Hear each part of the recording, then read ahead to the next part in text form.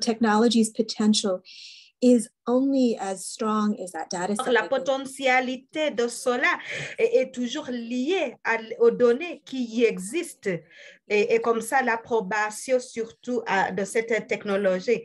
Alors nous avons reconnu l'information dans l'humanitaire et l'urgence et comment cela pourrait gérer la prise de décision. Et dans l'avenir, la technologie pourrait nous permettre d'aller plus loin. Et ce n'est pas vraiment la technologie en tant que telle, mais pour faire cela de façon responsable, il y a cette chose que nous devons toujours considérer comme moteur de la technologie et surtout pour l'utilisation. Tout d'abord, c'est l'inclusion, comment combler la lacune pour s'assurer que la communauté locale est représentée, c'est-à-dire une conception centrée sur les personnes et aussi pour assurer que les solutions sont mieux adaptées. Et puis aussi, il y a la priorité dans la compétence, et comme ça, pour s'assurer que nous avons la compétence avant de les utiliser. Il y a aussi la responsabilité et la responsabilité par rapport à ça. Et tout d'abord, nous devons toujours s'assurer que nous ne détruisons pas et comme ça. Alors, il y a la collaboration et la coordination qui est importante pour notre travail. Ça, c'est pour les secteurs humanitaires et d'autres secteurs comme les ONG, les communautés locales, comment nous pouvons collaborer et travailler efficacement. Par rapport à la politique, nous avons vu cela. Et dans les mois récents, il faut toujours utiliser cette approche pour la technologie pour s'assurer que les lois nationales appliquent déjà cela et surtout avec les communautés vulnérables. Et puis, l'autre chose que nous avons identifiée, c'est l'investissement. Comment évaluer l'impact de cet investissement durable? Est-ce qu'on peut avoir les technologies qui pourraient être là pendant une longue temps? Alors maintenant, je donne la parole aux panélistes de parler leur travail, ce qu'ils voient comme des choses importantes et surtout pour la consolidation de la paix. Alors, je donne la parole à Bia. Alors, vous vous présentez, Ria, et permettez-nous de savoir ce que vous faites et quelle est votre opinion par rapport à cette question. Merci beaucoup, Queen, et c'est avec plaisir d'être avec vous aujourd'hui. J'aimerais remercier NUV pour m'avoir invité et c'est bon vraiment d'être ici de la République dominique, là où nous travaillons sur les opérations humanitaires. Alors, juste pour introduction, je gère le cluster de communication, c'est-à-dire OTC. Ce cluster est un mécanisme de coordination pour l'ONU et pour la réponse des urgences et aussi le programme. Et ici, on assure la sécurité alimentaire. Alors, avec cette introduction, j'aimerais dire que bonjour et surtout pour les francophones, bonjour. Nous vivons dans les moments, le contexte de la technologie et nous avons aussi les crises de niveaux multiples. Alors, Elix donne des solutions. Il y a d'autres choses comme le changement climatique et aussi qui exacerbe le conflit. Alors, l'optimisme qui vient avec les applications technologiques va nous aider dans le contexte et cela vraiment devrait être géré par les utilisateurs. Et je crois que c'est cela qui gère le développement des applications. Alors, pour moi, je vais partager les perspectives par rapport à ce travail de l'état de préparation et surtout par rapport aux aliments pendant l'urgence. Comme on a déjà dit, j'ai eu le plaisir de contribuer au rapport de 2021 par rapport à la promesse numérique. Un message de ce rapport insiste que la technologie est déterminée par l'utilisation et la valeur pour servir des personnes. Et ça, c'est l'élocation vraiment loin et surtout dans les scénarios. Alors, pour l'urgence, nous avons conçu et développé les solutions technologiques. Par exemple, mes collègues ont élaboré Chatbot. Un développeur de ce travail est avec nous ici. Bonjour Maria.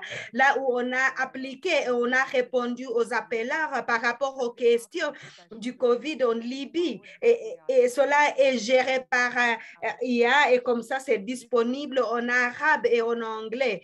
Alors, cette technologie permet la communication entre les récepteurs et aussi les destinataires et les destinataires. Et il y a aussi l'accès à l'information importante par rapport aux services humanitaires, là où on a besoin de l'information. Alors, une fois que nous regardons ces technologies et surtout dans l'innovation de l'IA, nous considérons que les nouvelles technologies dépendent des réseaux nationaux et la structure au niveau national. Alors, chaque nouvelle technologie ne sera pas introduite sans considérer des réseaux qui existent, l'infrastructure qui existe au niveau national et la capacité aussi qui existe, qui va maintenant opérer. Alors, au Mongolia, en tant que service de télécom, nous soutenons le gouvernement national avec le système d'alerte précoce et surtout ça, c'est pour soutenir l'appui de connectivité et surtout au niveau des communautés locales. La raison pourquoi je vous donne cet exemple, c'est parce que la tech n'existe pas en isolement, mais il y a toujours un écosystème qui soutient cela. Et lorsque nous considérons que cela est organique et évolue très vite et on faisait la même chose et comme ça notre intervention devrait ajouter la valeur et comme ça cela ajoute l'efficacité dans les crises. L'autre aspect qu'Okrine a déjà mentionné, c'est par rapport au code local. Ce que nous voyons, il y a toujours les solutions adaptées au niveau local. Et l'autre réseau que nous utilisons cela, c'est toujours travailler et insister de la densité et la complexité, la situation complexe des tech qui assure l'efficacité et la capacité d'utiliser. Alors, nous avons des solutions locales qui s'utilisent et quelquefois qui on a besoin les objectifs humanitaires. Par exemple, au Mozambique, après le cyclone 2019, nous avons fourni des radios et ce réseau a été opéré et comme ça, cela a été en lien et surtout après la crise. Et cela vraiment est un mécanisme d'alerte précoce et une source fiable de l'état de préparation par rapport aux urgences. Dans ce forum aujourd'hui, avec d'autres panélistes qui sont expérimentés et vous tous qui viennent de partout dans le monde, les personnes qui ne sont pas capables d'être avec nous en ligne, nous avons vraiment une grande population qui n'est pas connectée. Et il y a même des personnes qui sont analphabètes au niveau numérique. Peut-être la moitié de la population, c'est-à-dire 2,9 milliards, la majorité étant les femmes et surtout les pays en voie de développement. Alors, vous imaginez 2,9 milliards de personnes. Alors, lorsqu'on exploite les technologies, il faut considérer le contexte, l'état d'adapter et toutes ces solutions devraient être contextualisées et c'est ça le message principal. Alors, j'espère que je vous ai donné des mots pour réflexion pour la session. Alors, merci beaucoup pour votre attention. Queen, c'est à vous la parole. Merci. Alors, merci, merci Ria. Nous allons revenir à vos points. Andrew, je vous donne la parole. Parlez du travail que vous faites et surtout, vous allez parler la réponse du COVID-19 que vous avez eu récemment. Oui, merci Queen. Et merci aussi des membres de NYU. Juste pour faire une introduction, nous sommes une organisation à but non lucratif qui travaille dans l'approvisionnement des médicaments. Et je suis aussi cofondatrice d'une organisation qui s'appelle Werobotics et je dirige aussi un projet sur la crise que je vais présenter. Mais ce que j'aimerais dire par rapport à ce sujet, c'est la question des données que Queen a déjà mentionné. Et comme ça, l'expérience de la pandémie nous a montré cette question. Alors, nous travaillons pour dire c'est-à-dire avec 10 ans de l'expérience, comment vraiment utiliser la technologie et surtout en utilisant toujours les devices et l'Internet et traduire cela en information utile qui pourrait être utilisée par le public. Alors, la pandémie n'a pas créé cette situation, c'est-à-dire n'a pas créé cette opportunité, mais cela a accéléré vraiment dès le début de la pandémie. Et comme ça, nous avons vu Google qui fournit des rapports de mobilité, Facebook qui faisait la même chose en renforçant le travail qui a été fait dans l'aide humanitaire. On a eu toujours l'évolution des données numériques qui pourraient permettre la compréhension de la population en temps réel et à une grande échelle. Et l'objectif, c'est pour comprendre ce contexte politique. Alors, tout le monde a clôturé. On a eu des documents politiques. Il y avait aussi d'autres mesures qui ont été mises sur place et on voulait savoir quel type de réponse on avait. Et pour intégrer cela à l'épidémiologie, alors on pourrait faire du travail en temps réel pour comprendre non seulement la potentialité des pharmaceutiques dans tous les pays, mais aussi avec c'est-à-dire le taux d'infection et aussi intégrer tout cela, la dynamique du changement dans les modèles que nous utilisons pour comprendre l'impact du COVID-19. Alors, pendant cette période, cette intégration a été traduite en réponse. Alors, nous sommes focalisés sur la pandémie, mais nous avons aussi eu la réponse sur les faux, comme ça, le tremblement de terre en Haïti, et il y avait aussi l'éruption volcanique, ainsi de suite. Je pourrais citer des exemples. Les applications étaient nombreuses. Ce que nous avons constaté, ce sont les limites, les obstacles.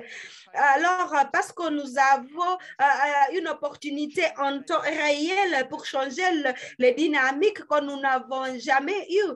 Et nous avons constaté que cela aussi, il y a toujours ce plus grand défi qui existe. Alors, nous devons toujours avoir des personnes au pays qui contribuent. Et il faut avoir des personnes de contact qui pourraient fournir du contexte, du sens au message que nous voyons par Internet et d'autres sources. Mais c'est très difficile de faire cela. Nous avons eu beaucoup de cas dans des contextes fragiles comme ça. Nous devons toujours renforcer la capacité à part l'utilisation de ces équipements. Sinon, ce type de travail va toujours produire un plus grand défi. Alors, vous pouvez avoir de l'information sophistiquée, mais qui n'est pas informée par les besoins de la communauté locale. Et comme ça, il faut changer. Alors, ce sont des choix que nous faisons. Ce ne sont pas des choses qui se passent au hasard. Alors nous allons il y a 3 dimensions de ce que nous appelons l'état de préparation, ce dont on a besoin pour concevoir, c'est-à-dire des problèmes que je viens de... Il y a toujours être prêt pour les données. Ici, nous parlons des sources de données, des entreprises privées qui ont besoin des accords. Il y a aussi la confidentialité, ainsi de suite par rapport à l'utilisation des données. Et là, on a besoin de la capacité de gérer des flux de données qui est plus large et surtout pour les humanitaires et les gouvernements. Alors, c'est ça la capacité, le défi que nous avons par rapport à l'utilisation. Deuxièmement, les méthodes. Là où nous devons être capables d'utiliser les données et utiliser les méthodologies, c'est-à-dire suivre les étapes scientifiques qui ont été utilisées pour répondre aux questions principales et surtout au niveau local et comme ça pour ne pas faire des projets de recherche lorsque nous avons des crises et ce que nous avons eu avec la COVID, mais nous devons vraiment gérer cela selon les méthodologies déjà établies, déjà testées, et comme ça, avoir des données fiables et surtout qui a la vérité.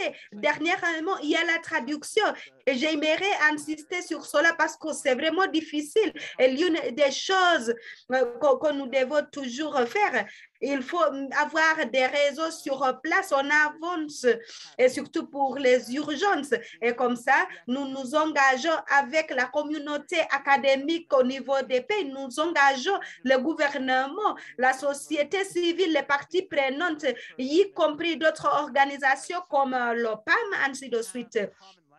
Et comme ça, on a toujours un langage commun que nous utilisons et comme ça, développer une compréhension commune par rapport aux priorités, type du travail que nous devons faire. Et cela est en cours et c'est le développement dont on a besoin. Alors, c'est ça vraiment mon opinion par rapport à cela et cela va nous aider vers la contextualisation vraiment des résultats de ces dynamiques mondiales que nous voyons et ce sont les données. Merci beaucoup. Je m'arrête là. Oui, merci Andrew pour cela et c'est beau vraiment de vous suivre et alors je donne la parole à Zo. Lui, il va parler de GSMA. Alors, parce qu'Andrew a parlé des données, RIA, le contexte, vous pouvez parler des personnes avec qui nous travaillons et se focaliser sur cela. Et c'est par rapport au GSMA et le travail que vous faites. Merci beaucoup, Queen. Bonjour, je m'appelle Zoe Hamilton. Alors, j'ai un rhume, vous m'excusez. Je suis gestionnaire au niveau de GSMA, l'équipe de l'innovation pour l'humanitaire.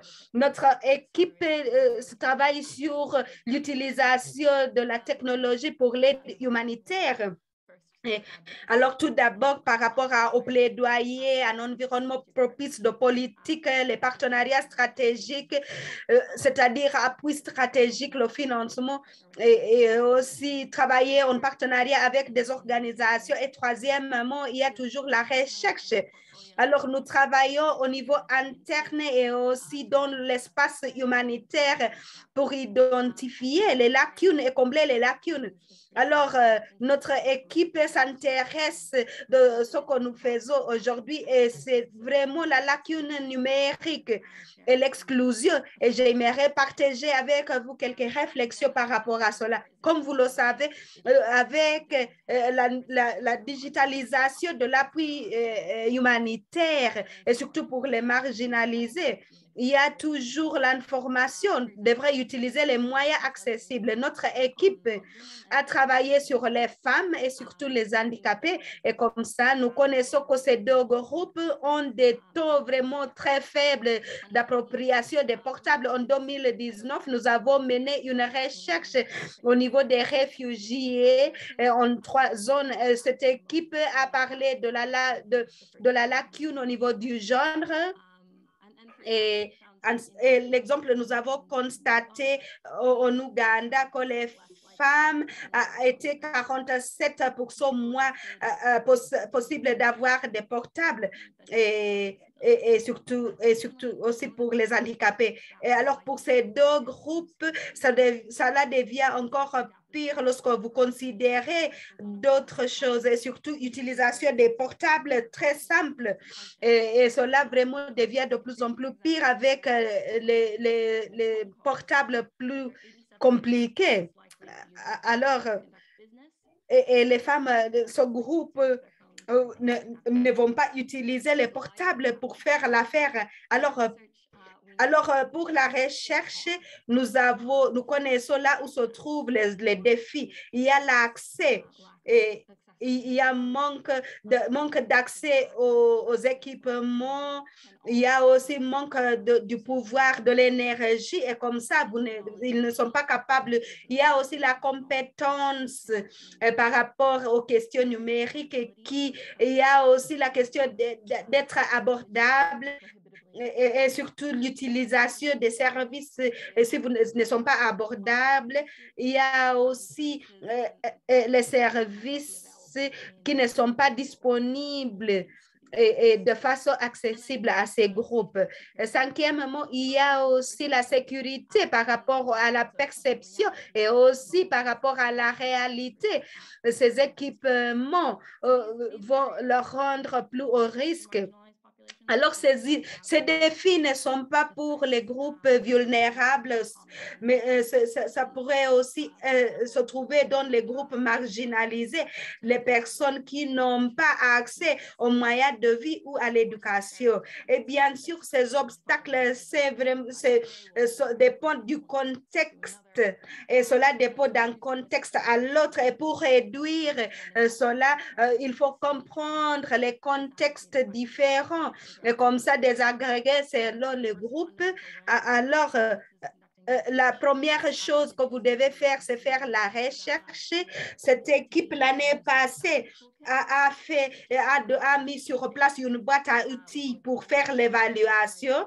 Nous avons Canua. Ici, il y a des outils que vous pouvez utiliser par rapport à l'accès, l'utilisation, parmi d'autres préoccupations. Mais cela se fait de façon sensibilisée. Et il y a aussi les outils que les organisations pourraient utiliser selon leurs besoins. Collecter cela, il faut toujours comprendre les moteurs de cette lacune et comme ça, vous pouvez cibler des barrières.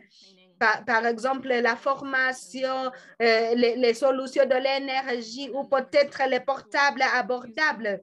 Et nous avons ce que nous appelons la boîte à outils qui est utilisée pour la formation. Cela pourrait être utilisé selon l'intérêt. Alors, à part cela, à part la conception, et surtout pour avoir l'inclusion, c'est ce que nous faisons, ce que j'ai mentionné au début, c'est-à-dire il y a en utilisant les besoins des utilisateurs et pour la conception. Alors ici, on utilise cette approche pour trouver les solutions. Et c'est important, c'est-à-dire concevoir les programmes avec les groupes marginalisés et surtout lorsque la recherche est utilisée pour faire cela. Et surtout pour comprendre les barrières, les obstacles et les défis. Alors, il y a beaucoup de moyens de trouver les solutions. Et surtout, il faut reconnaître les lacunes. On utilise les outils pour faire la recherche, pour comprendre les besoins et intégrer cela au programme. Alors, La technologie, cela est en cours. Et la chose la plus importante, c'est faire l'atténuation pour avoir un accès équitable et pour s'assurer que nous ne sommes pas en train de créer d'autres défis pour exacerber ce qui existe déjà. Alors, je crois que c'est tout. C'est à vous la parole, Queen. Bon, merci beaucoup. Et encore une fois, cela est une chose que les GSMA et surtout la recherche fait. Alors, merci beaucoup, Alex. Parler du travail que vous faites, ce que Google a fait, et surtout pour contribuer contribuer à la technologie dans ce domaine et avec les leçons apprises et surtout le partenariat public-privé et le besoin vraiment. So over to you, Alex. Thanks, Quinn, and thanks NYU, the organizers, and excited to be on this panel with such esteemed colleagues and people I'm huge fans of. My name is Alex Diaz. I work at google.org, which, if you're like me, I had no idea really existed before I joined. Google.org is the company's philanthropy. And what the team does is work to support nonprofits that are on the front line with grant dollars and with volunteer support. And specifically within the crisis space, which is the area that I lead, our main mission is to work to support nonprofits that are helping communities better prepare, respond, and recover from crises. Google's broader mission, just to contextualize why our work's important for the company, is to organize the world's information, make it universally accessible and useful. I think I got that right. And there are many teams at the company working to build products and using our platforms in the vein to just be helpful. So we have our Google Maps team that works to create things like the Environmental Insights Explorer. We have a whole team on search that creates effective alerting infrastructure and distribution that just kind of gathers all relevant information. Donc, on a pour recueillir toutes les informations. Donc, dans les situations de crise, et nous travaillons pour appuyer le secteur qui ne travaille bien non lucratif pour les nouveaux projets. Une des tendances que Queen a mentionné, c'est le changement de réaction à être proactif, surtout en ce qui concerne les questions de climat, donné les crises que nous avons constatées. Et ce qu'on a mentionné, c'est que si on voit qu'il y a les transitions en ce qui concerne les données, il y a une grande opportunité de voir les potentiels et aussi les modèles qui ont été construits pour atténuer la perte de vie et la destruction des moyens de vie. Donc, c'est une grande opportunité qui existe ici.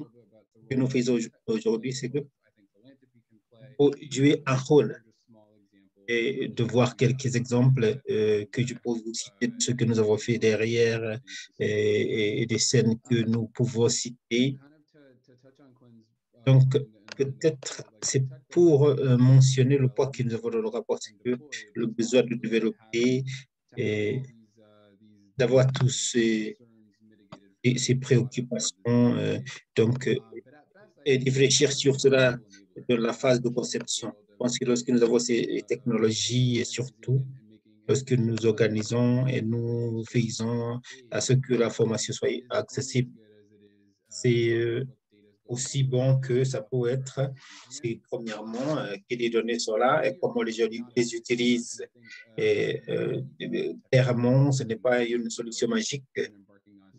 On sait que parce que nous faisons cela pour certains de nos projets. Il y a certaines choses que je viens de prendre dans certains projets à travers mon bureau pour les clients, le suivi. Et donc, je vais continuer à le faire moi-même. Premièrement, c'est d'assurer qu'il n'y a pas une solution pour un problème, c'est que tout le monde peut l'utiliser pour tous les problèmes. Donc, je pense que, au contraire, il faut nous focaliser sur les problèmes qui sont bien définis. Quelqu'un qui est intéressé, ça ne veut pas dire que cette intelligence artificielle il n'y a pas vraiment de solution de cette technologie. On peut trouver d'autres solutions aux problèmes que nous essayons de résoudre. C'est-à-dire aussi les problèmes qui peuvent aussi causer d'autres problèmes. Donc, il faut faire attention pour assurer que les communautés locales qui sont impactées par les catastrophes, les autonomiser, assurer que leur développement, au niveau de leur développement. Et lorsque vous avez ces solutions, il faut les utiliser pour leurs bénéfices, pour assurer qu'ils ont les processus en place pour assurer la qualité de données et les principes de protection, et comme on dit, et essayer d'identifier qui, donc c'est-à-dire assurer que nous sommes en train de renforcer les systèmes qui sont en opération. Et donc l'essentiel, c'est que tous ces partenaires sont essentiels. C'est-à-dire, vous avez des organisations non lucratives et des académiciens, le secteur privé, il faut être ouvert à cela et donc voir comment contribuer à cela. Donc, très rapidement, donc, ce que j'ai à faire, nous avons un rôle spécifiquement pour enlever les risques et aussi pour même avec les innovations que nous avons, travailler sur le financement. Mais pour faire ce que nous faisons, on travaille avec le gouvernement et les autres institutions pour assurer la durabilité à terme long et aussi la redevabilité au niveau du travail. Donc, nous opérons de façon un peu différente.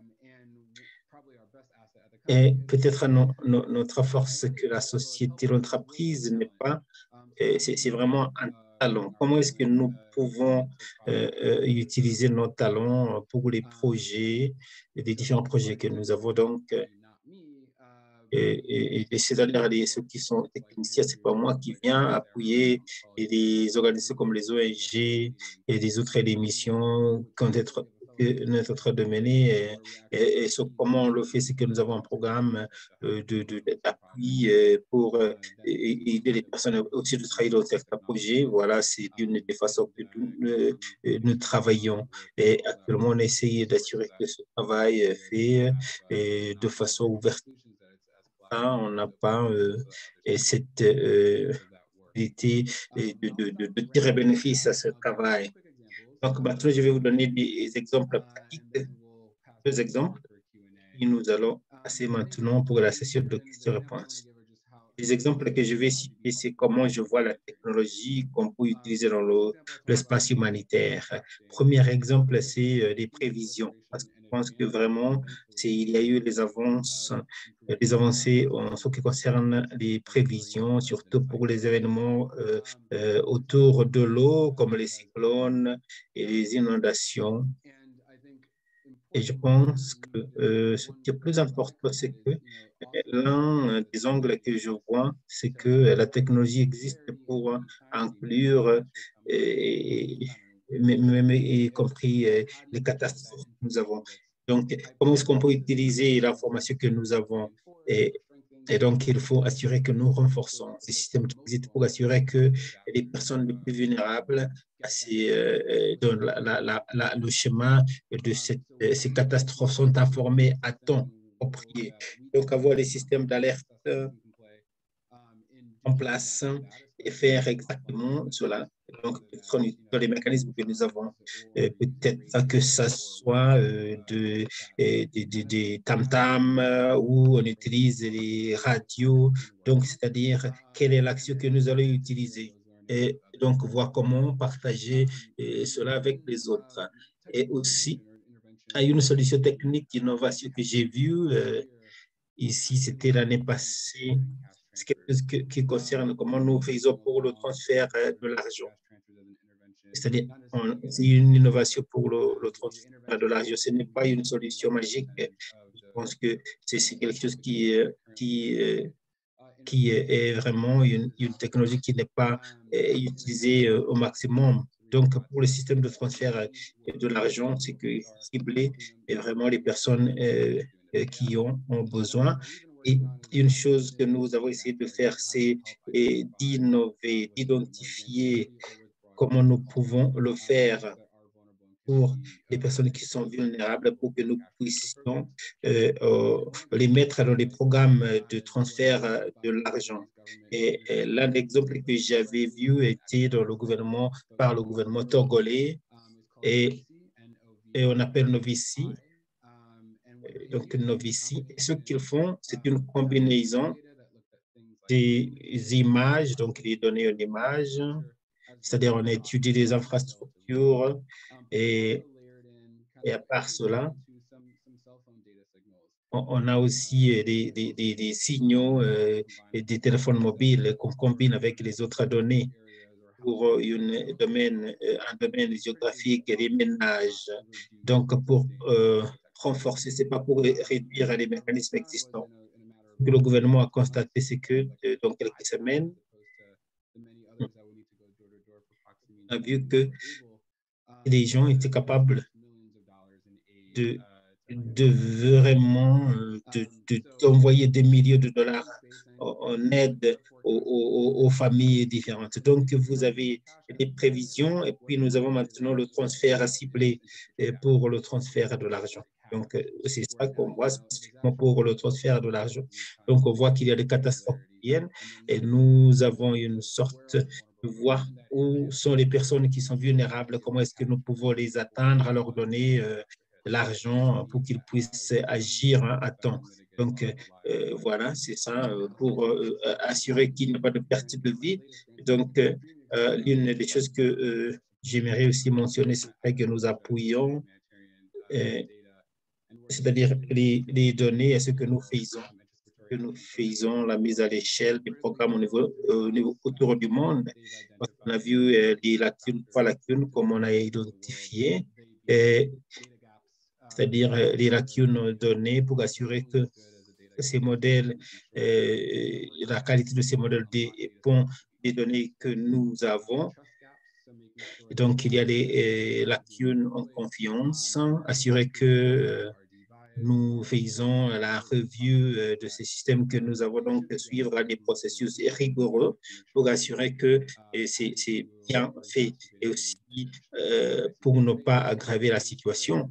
Et troisièmement, et surtout pour la durabilité à long terme, il y a une question de capacité pour assurer que toutes les autorités pertinentes au niveau national et sous-national vont suivre les formations nécessaires pour faire ce type de système. Donc, je m'arrêterai là.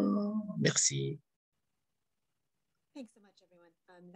Merci beaucoup tout le monde. Donc, cela, c'était fantastique. Je pense que comme j'avais prévu, c'est que vous allez vraiment faire que les résultats du rapport soient intéressants en résumé.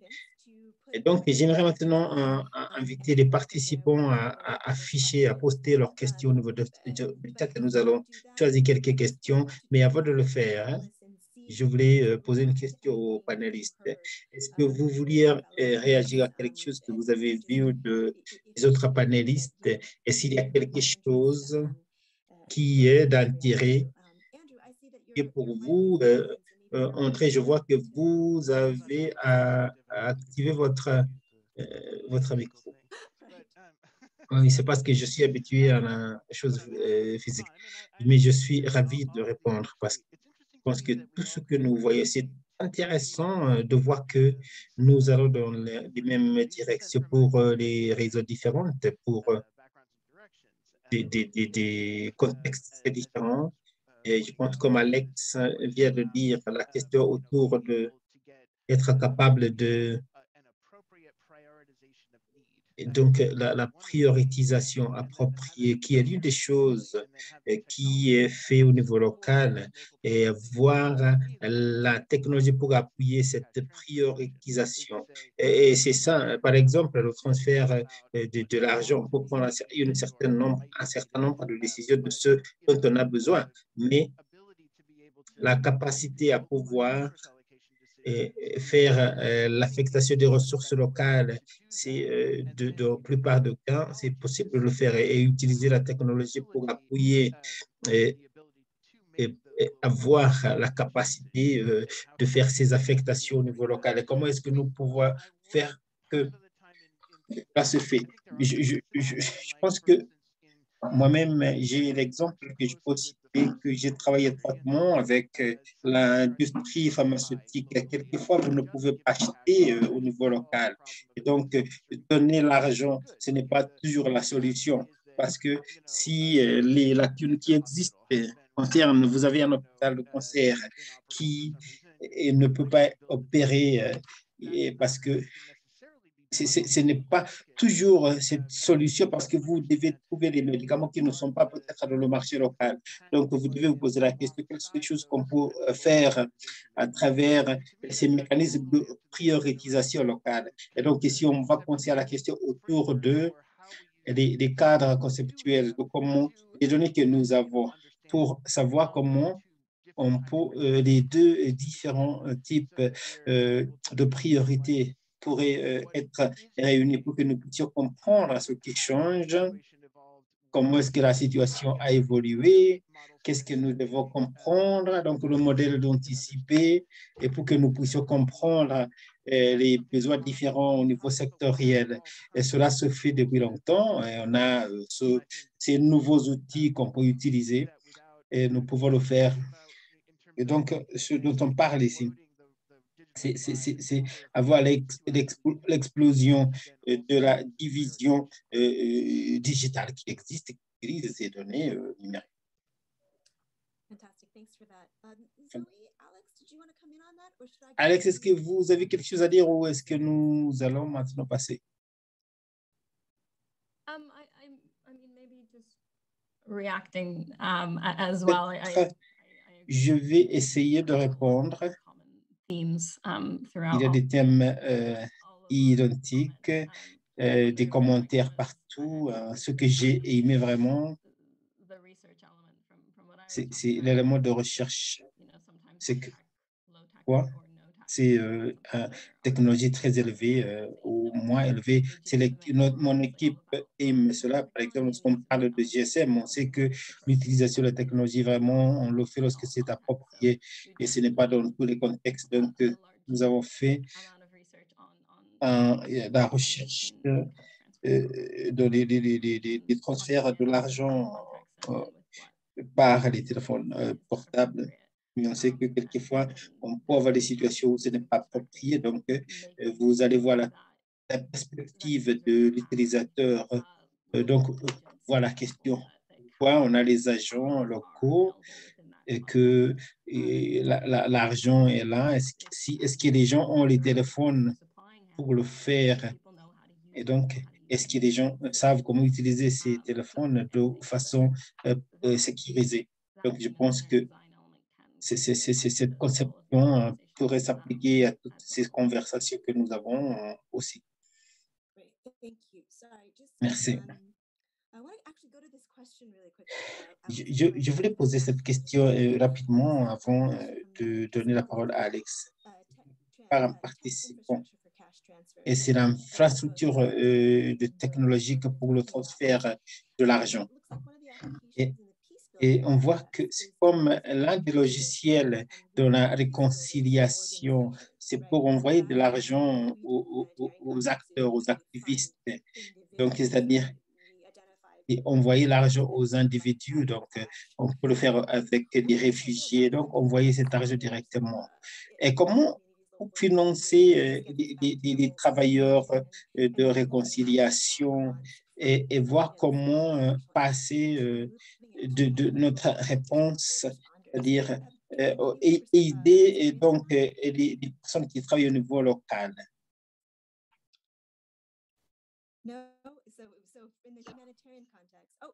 Donc, dans le contexte humanitaire, Andrew, vous avez quelque chose à dire?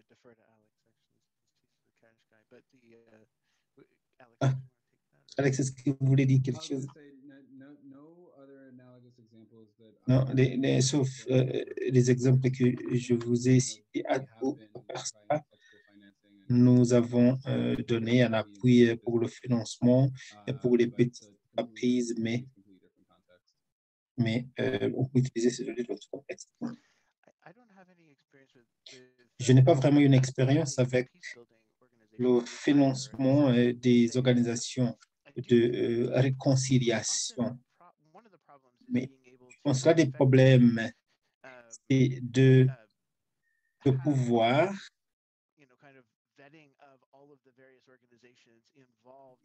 c'est-à-dire impliquer toutes les organisations qui sont dans ce genre d'activité. Ça, je pense que ça peut être un défi en ce qui concerne les situations de conflit où lorsqu'on a le transfert de l'argent vers quelques organisations, il y a quelques conséquences juridiques. Est-ce que pour les organisations des États-Unis, il faut respecter la réglementation de l'État? Donc, vraiment, ça, c'est comme un processus de vérification. Et donc, pour les organisations qui font la réconciliation et sont dans ce contexte et pour avoir, comment est-ce qu'on peut minimiser la friction pour pouvoir transférer les ressources et aussi assurer que les organisations de réconciliation sont conformes à la réglementation. Donc, ça vient du côté de préparation. Donc, on peut poser la question, combien de ces informations est-ce qu'on peut avoir avant, c'est-à-dire à temps, pour que nous puissions savoir quels sont les participants, comment est-ce que les gens se lient, comme ça nous pouvons lier et minimiser certaines des difficultés de transaction dans les environnements où c'est très difficile, où la question est très pertinente. Oui, merci. Donc, c'est exactement le point que je voulais faire, que nous, comme les organisations humanitaires, vraiment on se pose la question, on va donner nos fonds à qui? Donc, les partenaires locaux. Et ça, c'est une question difficile. Les points que vous avez évoqués. Donc, Alex, je ne vous ai pas donné l'opportunité de dire ce que vous vouliez peut-être réagir à quelque chose. Non. Pour les questions, je pense que Zoé a donné les réactions, donc ça va. OK. Bien. Peut-être je peux vous poser une question concernant les risques pour les personnes en situation de handicap.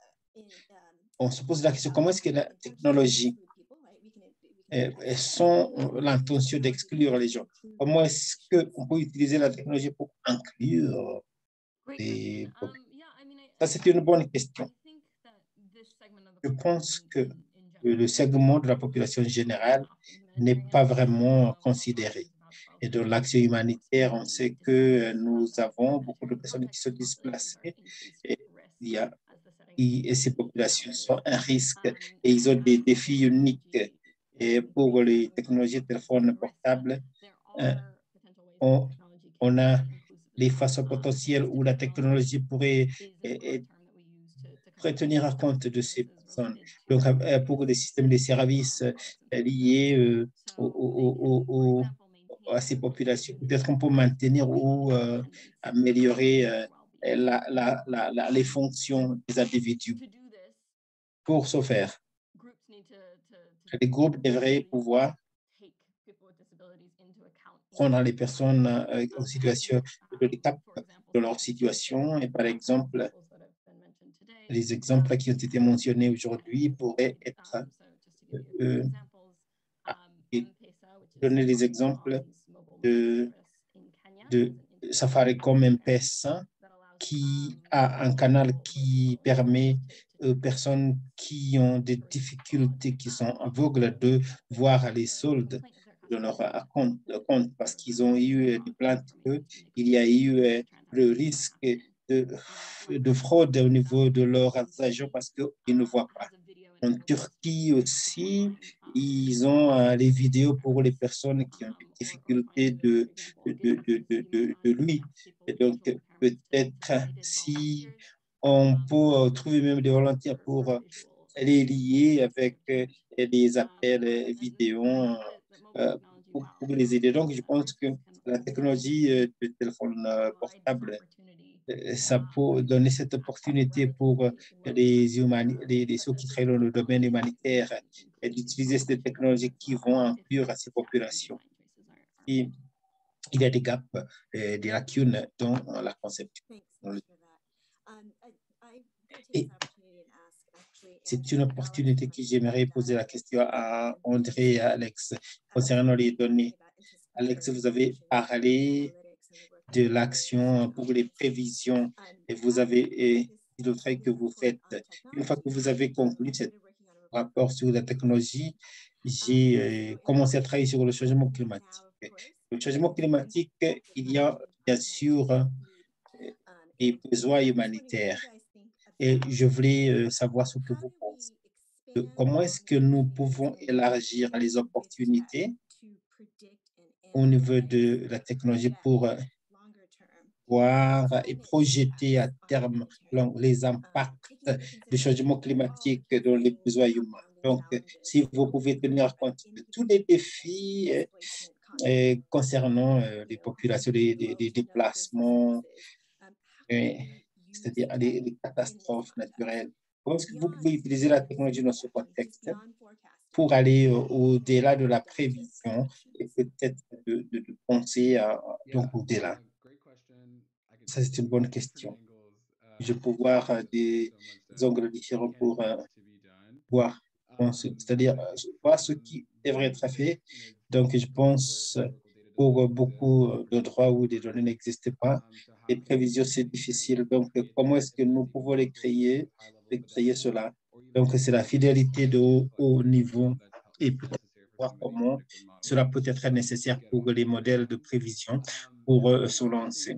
Et je pense que pour trouver de nouvelles façons de distribuer l'information, et l'une des choses qui m'arrive en tête, c'est que l'équipe Android, ils ont essayé de travailler pour leur téléphone. Et la plupart de leurs téléphones, ils ont une technologie interne pour qu'on peut qu'ils peuvent détecter des mouvements.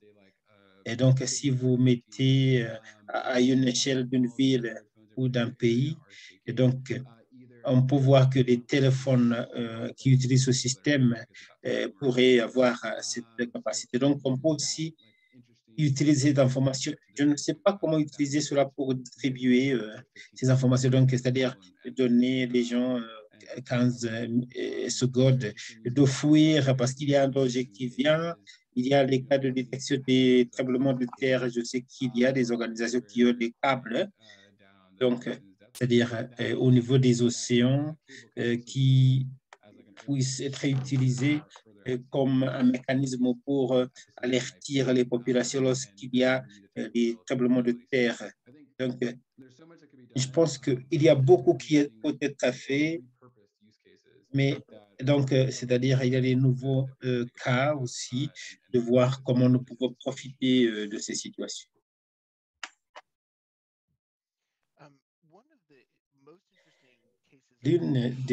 L'un des cas les plus intéressants que j'ai vu autour de cette question de projection, c'était autour du capable d'utiliser ces données de mobilité pour faire les prévisions au niveau des populations déplacées.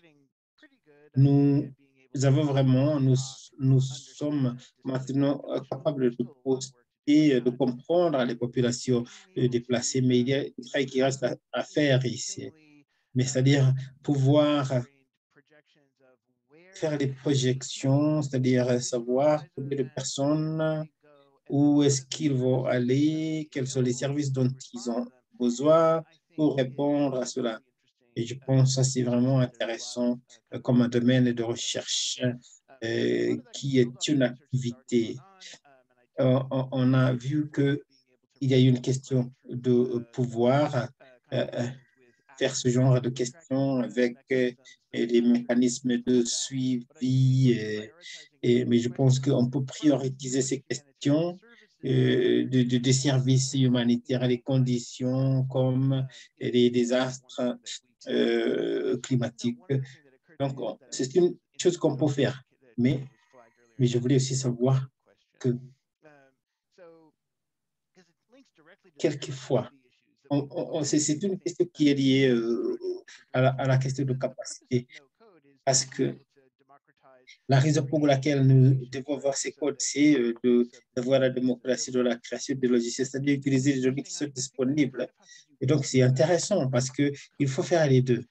Et donc, lorsqu'il faut faire le codage, moi-même, je suis pour la possibilité de l'agir, comment les gens sont capables de se servir des données et faire les conceptions sans avoir des limitations. Mais quelquefois, c'est difficile d'avoir assez de contrôle sur les données pour pouvoir faire des applications significatives avec avoir des codes. Et je sais qu'il y a des développements parallèles autour de comment élargir l'utilisation de Python, l'utilisation des outils universels. On a essayé de faire l'intégration de toutes ces choses. Donc, il y a beaucoup, et c'est plus accessible par rapport au passé. Donc, il faut penser aux capacités et les dimensions différentes qui existent en continuant avec ces questions. Au lieu de dire c'est une préférence pour, je pense qu'on peut faire la démocratisation de deux sens. Je pense. Et, OK, merci. Nous avons une seule minute qui nous reste. Et, André, je savais qu'il allait être le dernier, donc je vais donner Zoé et Alex de dire leurs derniers mots, c'est-à-dire ils sont des partenaires de réconciliation, ce qu'on peut appliquer dans leur contexte. Zoé. Great, thanks. Merci. Yeah, I mean, it's been a great session. Thank you so much Donc, ça a été une bonne session. Merci de nous avoir invités. Je pense que il y a beaucoup qui se fait dans l'espace humanitaire. Je sais que pour moi, la première priorité, c'est de comprendre le contexte local là où vous travaillez, parce que ça peut varier beaucoup. Et si vous devez vous inspirer des systèmes locaux, les préférences des utilisateurs et renforcer leurs capacités, où il n'y a pas de capacité parce que ce qui est numérique ne va pas disparaître. Donc, on n'est pas là pour aggraver les solutions. Alex, dernier mot.